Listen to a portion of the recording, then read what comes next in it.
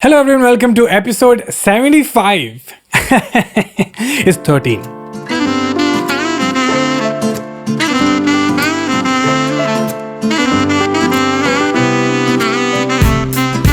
time for simple.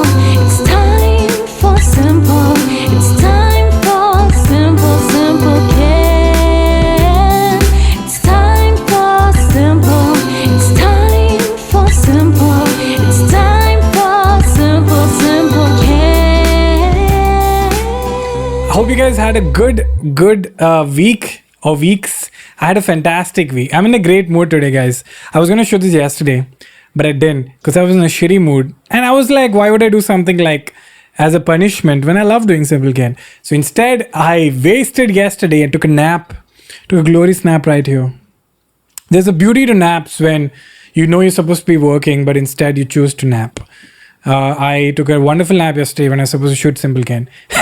But now I'm fully nice and energized. I took a shower, shaved my face, and styled my hair. As you can see, some guy had asked a question on Simple Ken about what do you think about balding? And it's a good question. It reminds you of immortality. I used to be very worried, but now I don't care because I'm so goddamn sexy. But no, really, like I was insecure about it. But what can you do, man? Also, there are a lot of these hair. They take it from your bum and they put it in your head and all. Apparently, so gonna do that. Then I'm sorted because my bum is like a forest, and no forest fire can destroy it. No offense to Australia, and sorry for putting that visual image in your mind. If you're listening to this in the audio version, then you must be really picturing it. But you've seen the video version, you are also picturing it. So both of you are suffering, like the whole world is. Anyway, I hope you had a good week. I had a very good week. I had a very chill week. And I was like, I'm missing Simple Ken. And obviously in the comments, you guys remind me. I got a lot of questions this time. I will go first with YouTube. Also, last week something terrible happened. Sushant Singh Rajput passed away. He took his own life, which is terrible. And for 1.5 weeks, everyone spoke about mental health and depression and how we should hear everybody. And then they went back to attacking celebrities again. I think Sonam Kapoor put some tweet. Man, it's just hilarious. I also feel like when I say the world, I'm talking about Twitter, so which is not fair. Twitter is not the world. The actual world is actually not. Actually, the actual world is equal parts terrifying and equal parts amazing. So, but I love Twitter, man. Twitter is like my reality TV, which is real. So it's super entertaining, but it always has a price. So, it's a give and take. It's like drugs. I don't do drugs, but I'm just saying. Also, by the way, I've not done any hair treatment or skin treatment or whatever nonsense because I keep forgetting you guys think I'm a celebrity, but in my head, I'm not. I'm a normal dude like you. So when you guys are like, oh, you must have done surgery or, oh, how do you go out of your I don't think like that at all. I think like everybody else because I am everybody else just with a lot of money. Okay. And I do comedy as a job, which is bizarre. I don't have a lot of money. Compared to a politician, I have nothing. Okay. I went to look for some houses, thought maybe I could take a huge loan and buy a house. And then I saw that all the apartments, all the top floors have magically been bought by politicians. All the penthouses in Bombay, by the way, are already sold before the building is even completed. So it makes no sense. Anyway, the first question is from YouTube. And Tanya Mishra asks, hey Kenneth, you come off as a reader. Seems like you don't get time anymore. So an out of practice reader. I see you've recommended a lot of shows, movies, stand-up specials. Really love those. Kumlaki Nights upload. Oh, thanks. Thanks for taking my recommendations. You never mentioned a book though. Could you please? Second, I feel like you're not very comfortable doing non-veg sex jokes. You always have this shy smiling face looking down while doing those jokes. Would really like to know if I'm right. Not being creepy. Too late, Tanya. I have been credited for being good at such analysis. And lastly, are you worried your strictly not advised long recording has turned into bits of hardcore therapist stuff? First of all, I'm still not giving any advice. Just to clarify, this is not an advice show. If the show is based on asking me questions and if I answer them, it fundamentally looks like I'm giving advice, but I'm answering the question. So when she's saying, hey man, you don't mention books, I'm going to be like, oh, actually, I read a lot of books. But if I answered as, hey guys, all of you should read books and you should do this, that's advice. I'm not doing that. So it's still maintained. And you know what? Screw it. This is an advice podcast. Yeah. Now what you'll do? Now you'll stop watching? No, you'll still watch it, right? You do realize that I could have started the podcast saying, this is a show about Indian history and not talk about Indian history. And then I start talking about Indian history. And then you're like, yo, bro, you said this is a podcast about Indian history. And then I say, you know what? It's not about Indian history. Then what you'll do? So I only decided it. I only said, and now I'm changing it. Basically, I can do whatever the shit I want, guys. Anyway, to answer Tanya's question, I read a lot of books, but I read non-fiction. There's an episode of Books on Toast that I did with Sharon and Anuya, where I talk in depth about my reading habits. I don't talk about it much because A, it's very virtue signaling. It's very like, look how smart I am. And B, I don't remember most of the names of the books I read or the authors because it's non-fiction. I love books about economics, psychology, and business management. These are my 3 favorite books, which is already you guys are snoring. I know you would have loved to hear that I read about Taoism or enlightenment and fulfillment. I don't read any of that. I just read really practical surveys of famous economics coming up with surveys and research and reading about human behavior. I love that shit and psychology. I don't read like a psychology textbook. I read books on psychology. So yeah, that's what I read. And if you want recommendations, watch that episode.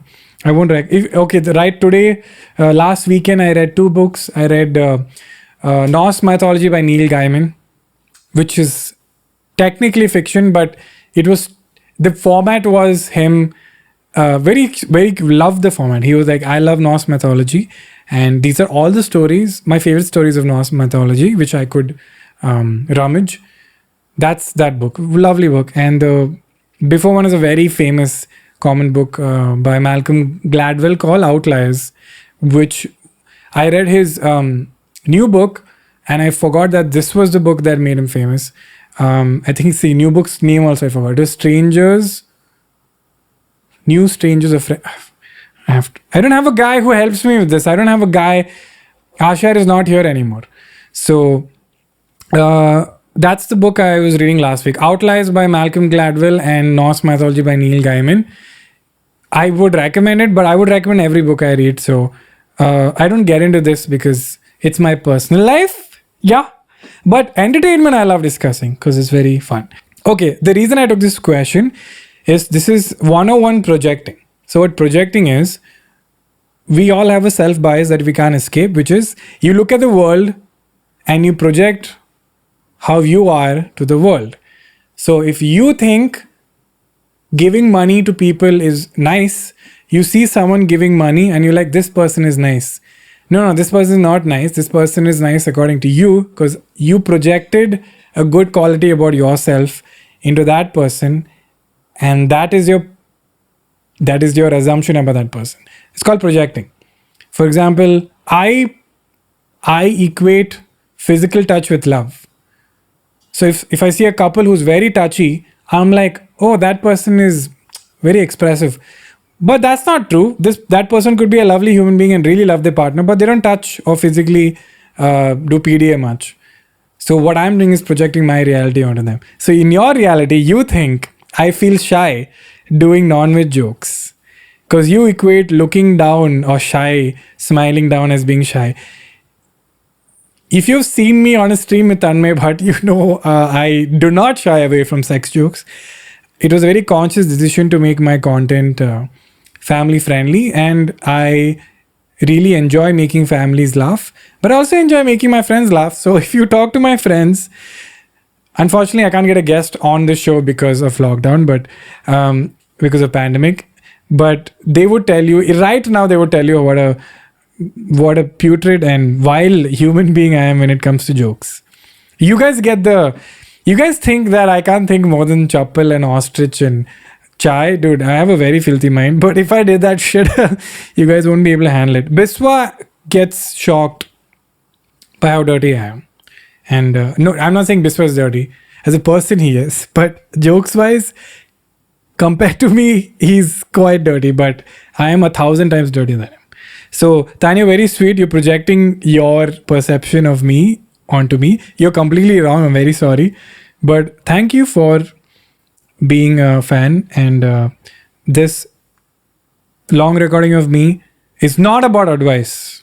I'm just answering a goddamn question. How do you answer a question without sounding like I'm telling people to do something? Anyway, Shriyanka Tejasvi says, oh, I took this question because it showed my humble journey.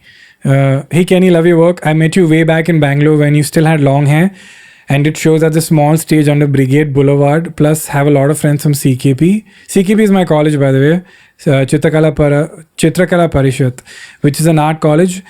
I did science in 11th and 12th. I did computer science, and then I am one of the only people in India who got distinction in 12th boards and went and did art. Even though college was like, why are you here? You have a better future. I was like, sir, I know what I'm doing. I don't know you personally, but I'm proud of how far you've come in your career. Thank you. Thank you for being proud of me. I always don't know how to react when someone says they're proud of you. It's a very, I don't know. Even I'm very happy for you. Actually, that's better than saying I'm proud of you. Proud of you almost sounds like they are better than you and they're like, I'm proud of you. Good. I'm like, if my father said that to me, that makes sense. But when random people say that, I'm like, I don't know you, man. Just say you're happy for me, or it's really awesome to see how successful you are. But proud is a little weird. It's like you're my family member or something. Was there any specific point in profession that felt like you made it or realized that your dreams are actually going to be a reality? How do you keep going when it feels like an impossible task initially, or maybe switch up the way you made content when it wasn't working? This is how I am all the time. Every day I'm thinking about how to switch it up. That's why, touch wood, I still have a career. You can't survive. Just look at what I've done so far. I started with stand-up. Then I did specials. I did a long fiction series. There's a dog outside. Oh my God, it's a Labrador. So I started with stand-up. I did specials. I did long fiction series. I did a television show on TV.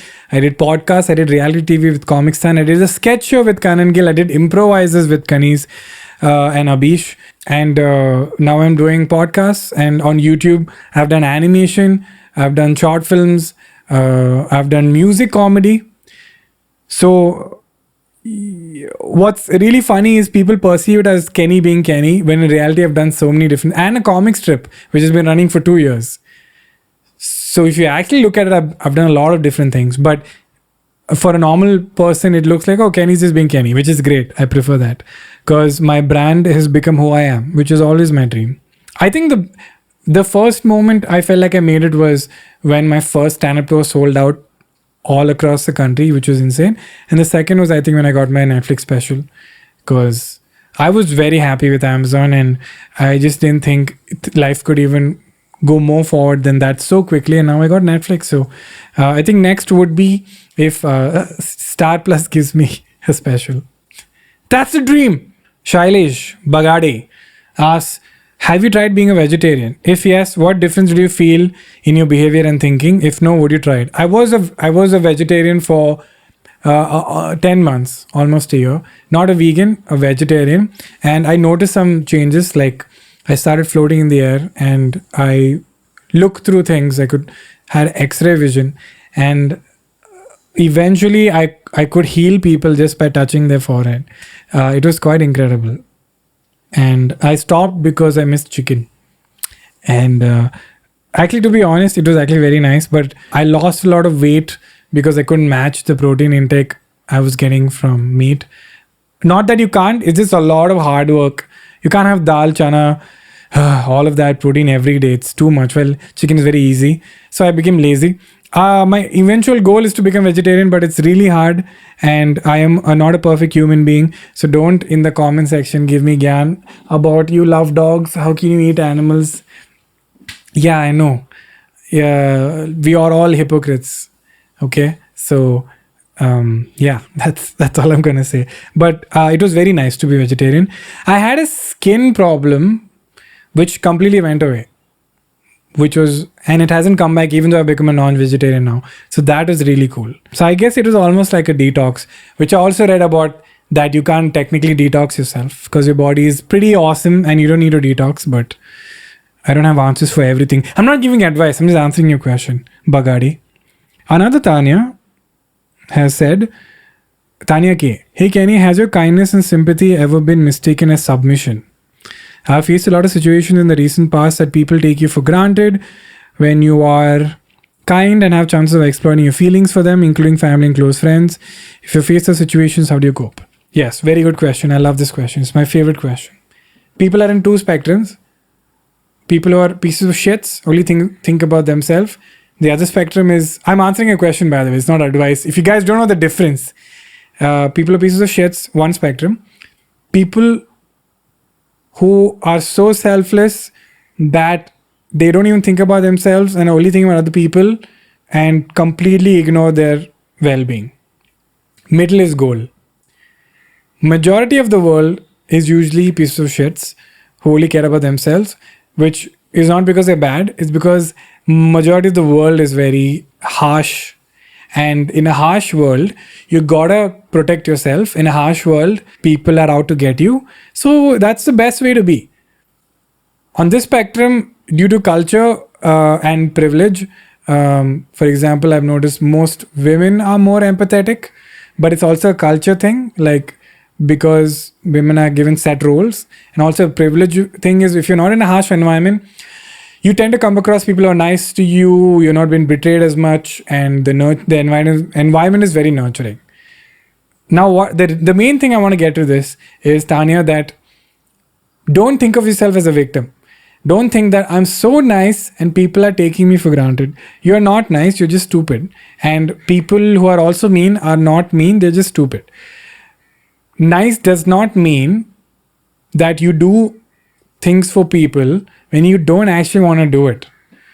Stop doing things because you want people to like you. Just do things because it's the right thing to do, not because it's the nice thing to do. This nice word is such a great word to remove blame from yourself. Oh, I'm so nice and sympathetic and everyone's taking advantage of me. So you remove yourself from the high ground. You're not a nice person, you're just stupid. Other people are also not bad. Only you can put your boundary. So if someone says, Tanya, you have $100, can you give me 50? If you say, oh, the right and nice thing to do is to give them 50, then you're stupid. If they need $50, they will ask you and they will expect you to say no if you don't have 50. You can't blame them to be like, how can they even ask, right? So obviously, there's also an extreme example where someone forces you to give you all their money, but that's not the situation here. You're saying that you are very nice and people take advantage of you. Just be smart. There's a bunch of crows outside now. It's like a whole animal kingdom. Hopefully next I'll see a giraffe. So yeah, I used to really pat myself on the back and say, "Look, I'm so nice and sweet and sympathetic," when I was just being stupid and not drawing boundaries and I didn't want to confront people, and that just made things worse. And you end up being far worse than a piece of shit person who's just honest about what they want and what they're doing. I remember me and Biswa were having lunch and we both discussed how we were both in the other end of the spectrum, where I was just drained of always doing things for other people and hating them, while he was on the other spectrum where he always did things for himself and alienated a lot of people around him. I don't think he'll appreciate me talking about this. But it was quite nice. It was quite interesting how we both were in opposite spectrums where we were trying to come to the middle. But what ended up happening was I seemed meaner than him because he was on a nicer path. Well, my path was snapping at everyone and being bitter and blaming other people. And I thought, that's not nice. He's on a much nicer path because he's trying to be kinder while I'm trying to be meaner. So yeah, everyone's stupid, Tanya. Thank you for the question though. Next question. Tarun Puttulapatti. Patti. Good episode. I enjoyed most of the other episodes too. Great content. Keep them coming. Thank you, Tarun, for the encouraging words. But I don't agree with the statement that celebrities' opinions don't matter. If that's the case, why are they being paid so much for doing advertisements? They're getting paid. They're getting paid so much because the expectation is that folks will get influenced by them. So I think celebrities' opinions do matter, not more than the politicians' ones, as you rightly mentioned. This is my opinion. You're free to disagree on this. Sure. Okay. I double disagree. So I agree. No. What I mean is, you're right. If people didn't care about celebrities, why would celebrities endorse products? Because celebrities endorsing products is familiar. It's not because you trust them. So there are two ways you trust something. One is when you have a continued experience with it and the experience has been positive, or it's familiar. Actually, you're also familiar with this situation. For example, you buy bread from one guy for 5 years. Every day you buy bread from him and the bread's great. Trust. Now, that is very different from I go to a new city and I go to a new bread shop and I'm confused. I'm like, should I go to this bread shop or this bread shop? But then I noticed that the bread shop A, the packaging looks very similar to the bread I used to trust. So now I'm like, you know what? That looks more familiar to me. I'll just go for that. No fault of bread shop B. Same thing with the movie movie actor is you see a movie actor in a movie for so long and you love the movie actor and you like this movie actor is great. Every movie of this actor is great. I love this actor. And then one day you go to buy a phone and then you see phone A and phone B, but phone A has your movie actor's face and you're like, hey, that's familiar. So subconsciously you buy the phone A. It is not because the actor matters. He's just familiar. So there's a huge difference. That's why, by that logic, right, if you disagreed with me, then if Shah Rukh Khan is the most favored actor, none of his movies should flop. But if they do, right? So Shah Rukh Khan's familiarity can only help him so far. Same thing with advertisements. You're familiar, but if the phone is really bad, eventually you won't buy that phone, right? So you also draw a line. So hence, entertainers are just entertainers and their opinions really don't matter. What matters is how you interpret them. If you're the type of person who believes on entertainers blindly and whatever they say, then the problem is not entertainers, problem is you. Then I don't know how you navigate through your life. This is my favorite question of all the Simple Ken episodes so far. So I don't have a prize for you, but I will email you. If you can email me your email ID through this YouTube account, I'll know it's you. I will send you something special. Fragman asks, it's a very serious question and I'm so glad someone's finally asked me. 13 episodes. It's difficult for me to manage my time for pooping and doing other times. It's very irritating when I want to do something with all my dedication, but suddenly I need to poop. And it kills my vibe. Please help urgent. This is something that I go through every day. I'm like, I want to write a joke or I want to write a script and I have to poop. And of course I'll poop, right? Nothing is better than pooping. Then I go poop. And as I'm sitting there, I'm transported to a beautiful world where I'm safe, I'm comfortable, and I feel lighter. Practically, because you are shedding some weight. And then I come back and I don't want to do the writing anymore because the vibe is gone. So systematically, the poops have taken over my life. I could be maybe 500% more productive if not for pooping. But alas, pooping is a part of the human body. Now, how do we navigate? It's almost like I would go as far as to say that pooping is mortality, right? As human beings, our achievements are limited by mortality. Ergo, our achievements are limited by how much we poop. So, Fragman, how we deal with mortality is what all enlightened beings are conflicted with. And I feel with equal passion, we should focus on pooping. What I do for pooping is you accept reality. You have to poop. It's like you have to die. So I accept my reality that I have to poop and I navigate my existence around it. I know that maybe at age 60, age 70, age 80, I will die. I would die while pooping. It's quite poetic. So I make the most of my time. Same thing with pooping, Fragman. You just have to accept it as your reality, not fight it. Instead, embrace your poop. Hold it on your chest. that, not the poop, the accepting it, that pooping I can't escape. It's part of me. Instead of fighting it, accept it, understand it, enjoy it, and navigate through your life. Thank you for that wonderful question. The next 3 questions are from Instagram. Sundara22 says, so last night, okay, this question is great because everyone acts so sensitive about depression and suicide online when in reality no one's like that. And this question is so beautifully illustrates that point. The grammar is all over the place, so I will read this slowly. So Kenny, last night I spoke to my dad about Sushant's death, that it was suicide. Then my dad said it's the weak who can't face hardships and that's why they kill themselves. Not just my dad, most of the older generation thinks the same way, that depression is nothing and it's just a feeling in my head. What do you think about it, Kenny? I need an answer. I'm just boggled like, am I weak? Oh, is this society shitty? What a classic dad thing to say.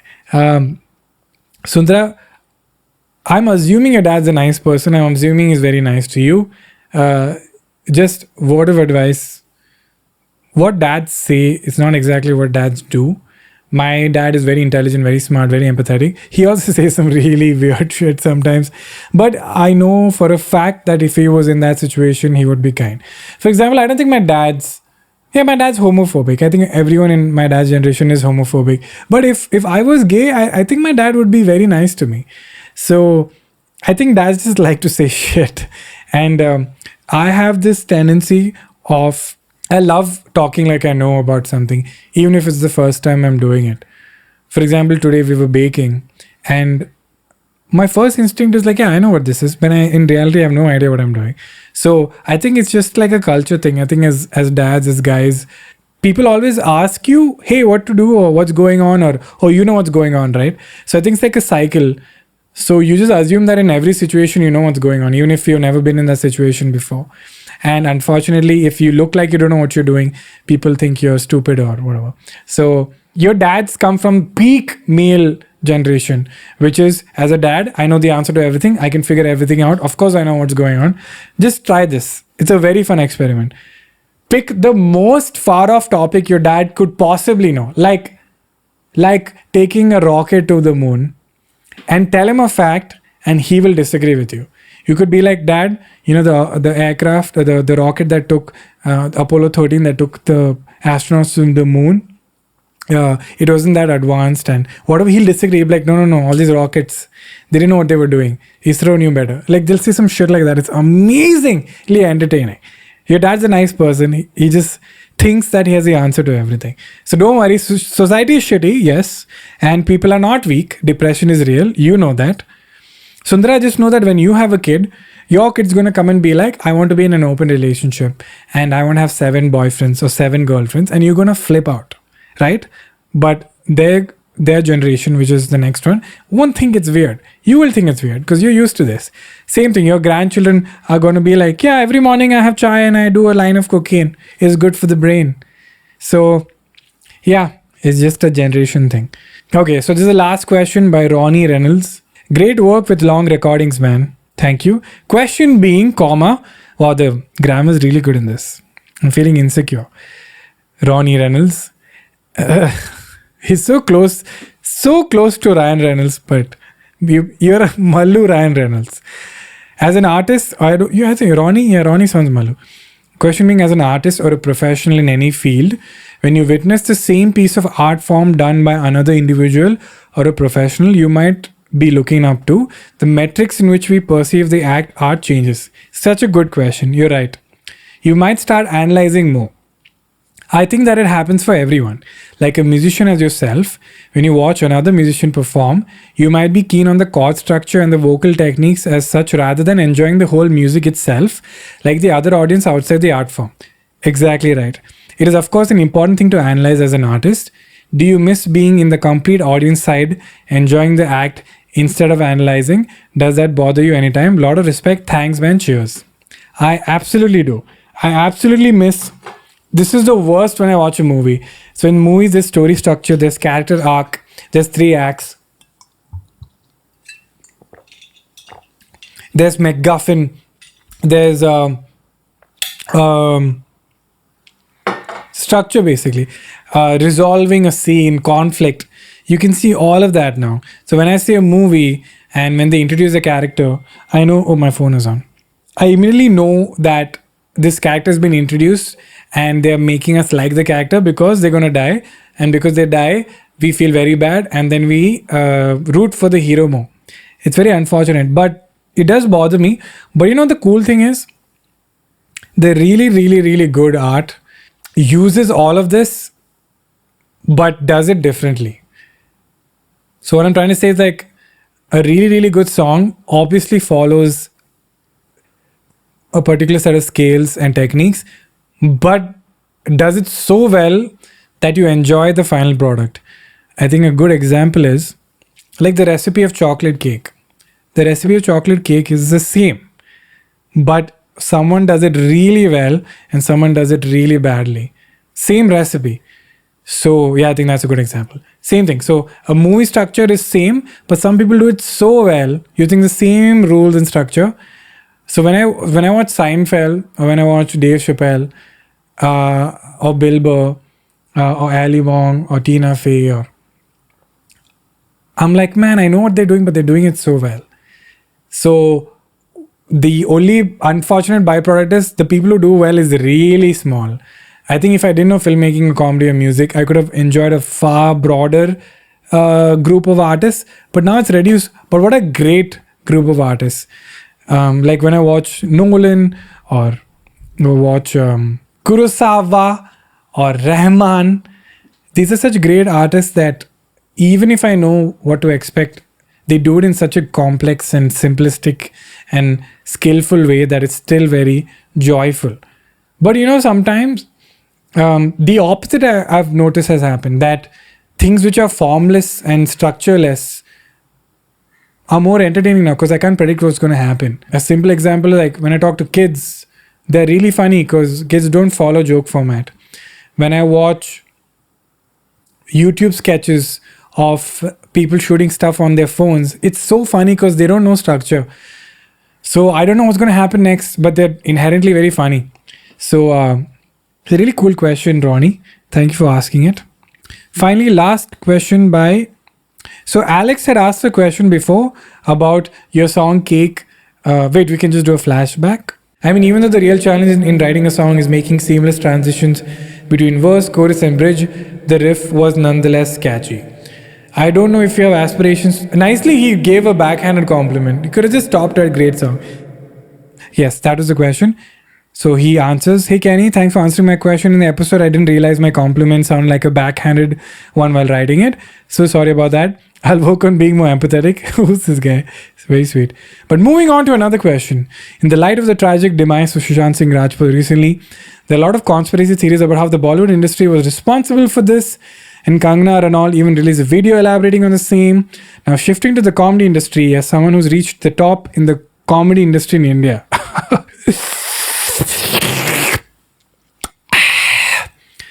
I think I just came at the right time. How would you describe the dynamics between the elite established comedians and rising newcomers who are very well a threat to the present kings and queens? I don't know, man. I don't know if I've invariably discouraged a newcomer. I hope I haven't. And if I have, if you're watching, I'm sorry. I personally don't interact with the new comics as much as I would like to. Not because I'm a bad person, it's because I do a lot of work and I'm quite busy. And I tend to not be out there and socialize much. And I have I'm very scared of mingling too much with people in my same field. So I like to have little distant relationship. I'm very close to Kanan and Abish and Naveen because we became friends and we were also colleagues. And we've been together for like 4-5 years, so I can trust them more as friends. But when I meet new comics, I try to maintain a healthy boundary because I've treated like office, you know. I don't know. I think ever since new comics came, I have been working more, challenging myself more because the new comics reminded me that I need to change my style and I don't need to do the basic, simplistic stuff because the audience wasn't ready for it. And I see some new content of new comics, and they do such brave choices that I'm like, that's really cool. And more competition is good for everyone. And when I see a new comic that's working really hard, I feel like, oh, I should do more. I think it's really good. But I'm sure newcomers or old comics don't feel the same way, and they might say shit like new comics. To be honest, I don't like. It's not a comic thing. I just don't like anyone who takes stuff for granted. And I think some new comics kind of want things to happen much faster than it should. Maybe I was like that when I started off, and maybe my seniors felt that I was in a hurry. Maybe that's what I'm feeling right now. But that's not a comedy thing. I think I meet any young person and they're like, I want to be successful entrepreneur by 25. I'm like, yeah, just be patient. It takes time. So it's more like a attitude thing than a comedy thing. But I do know that most established comedians might not be as accessible. But to be honest, I don't have that expectation from any field. It's wonderful if, as an established comic, you help other comics, but if you don't, it's okay. Be selfish, it's fine. I don't understand why everyone has to be this Mahatma Gandhi figure who's helping everyone. Dude, people are so tangled in their own lives and so insecure and fighting with their own demons that they don't have the time to guide someone else also. So it's okay. If you're helping someone, great. If you're not, it's cool. I think it's just wrong to have that expectation, because I am so lucky that my comedy seniors helped me out. Like when I came to Bombay, Tanmay was so helpful, Abhish was so helpful, and they didn't have to be. And if I met another comic who was in their league and they didn't help me, I didn't take it personally, man.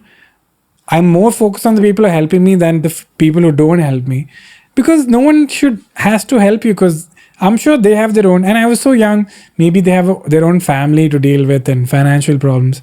But Tanmay, Abhish, I remember, were so sweet. Atul, so sweet. Yeah, everyone I met was very nice and kind, and everyone just wanted to share ideas and help each other out. And I think now, because there's so many more comics, we don't meet each other as much. But I think it's just crazy that we all do comedy, and I love meeting comics and talking to them, because we're all in the same wavelength, and that's quite a cool place to be in. Anyway, I end this episode on that note. The crows are gone, now they're only pigeons. Oh, there's one crow left. Yeah, the pigeons are showing him away. Wow. Oh, there's racism everywhere. Anyway, guys, thank you so much for watching this episode of Time for Simple. It's episode 13. 13 apparently is unlucky number. I don't believe in superstition. So if you want to listen to this in audio format, it's on Spotify, Apple, and everywhere you want. Stitcher is everywhere, bros and sisters. Thank you for watching. Hope you liked it. Please send your questions on my Instagram and on YouTube. I check both. Thank you for your questions. And please stay positive. If you can't also, it's okay, but try to, because it's pretty shitty right now. But we'll get through it. 2 cameras for you guys. Nothing but the best. Bye bye, guys. Tata.